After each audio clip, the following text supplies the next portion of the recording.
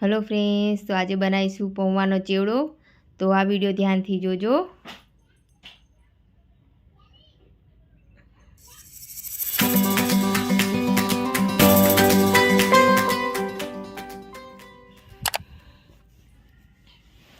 तो સૌથી પહેલાં આપણે સિંગ તળી લઈશું આવી રીતે તેલમાં નાખીને, અને એને ચડવા દઈશું અને ફેરવીને જોઈ જઈશું કે ચડી કે નહીં ચડી। હવે આપણી આ સિંગ ચડી જાય છે તો એને એક થાળીમાં કાઢી લઈશું અને હવે થોડુંક તેલ નાખીને ગરમ કરશું અને એમાં ટોપરાની કતરી, કાજુ બદામ એ નાખીને આમાં ચડવી દઈશું કે બહુ લાલ નહીં થવા દેવાની।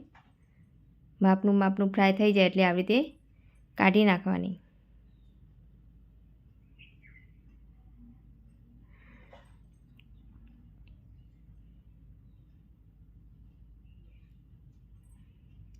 હવે દ્રાક્ષ લઈશું, એને આવી રીતે ફ્રાય કરી દઈશું અને કાઢી લઈશું। હવે એને ધાણા જીરું રાઈ જીરું નાખશું। એ રાઈ જીરું ચડી જાય એટલે આ હિંગ નાખીશું અને મીઠો લીમડો નાખીશું અને આ પૌવા લીધા છે। પૌવા સારા રીતે ચાયણાથી ચાળી લેવાના કે અંદર કંઈ કસ્તર બસ્તર ના હોય અને પછી નાખી દેવાના આમાં। હવે હળદર નાખી છે,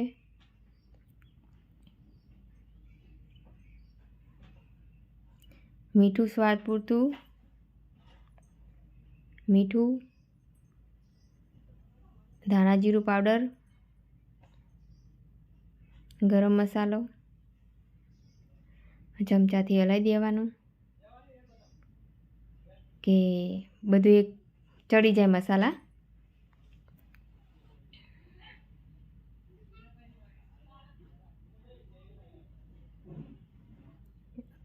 હવે જે સિંગ આપણે તળી હતી આવી રીતે અંદર નાખી દેવાનું અને હવે ચમચાથી હલાવવાનું બરાબર। આમ પૌવાનો ચેવડો એટલો સરસ લાગે છે, તો અમે દિવાળી ઉપર બનાવ્યો છે, તો તમે પણ તમારા ઘરે બનાવજો।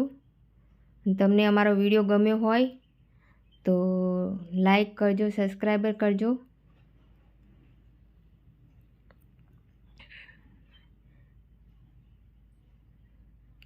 હવે ચાટ મસાલો નાખ્યો છે અને થોડુંક મરચું નાખ્યું છે સ્વાદ પૂરતું અને આ રીતે હલાવી દીધું છે કે મરચું ને એવું ચડી જાય। મરચું અમે ઓછું નાખ્યું છે કે છોકરા વધારે તીખું ના ખાઈ શકે એટલે, અને સેવ નાખી છે અને હવે એને હલાવી દઈશું।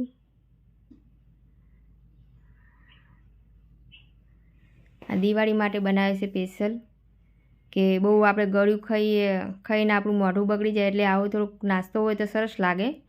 હવે આપણો પૌવાનો ચેવડો તૈયાર થઈ ગયો છે, તો તમને અમારો આ વિડીયો કેવો લાગ્યો એ જરૂરથી કહેજો। અને હવે આ જે કાજુ બદામનું તળ્યું હતું એ આવી રીતે ગાર્નિશિંગ કરી દીધું। જય માતાજી।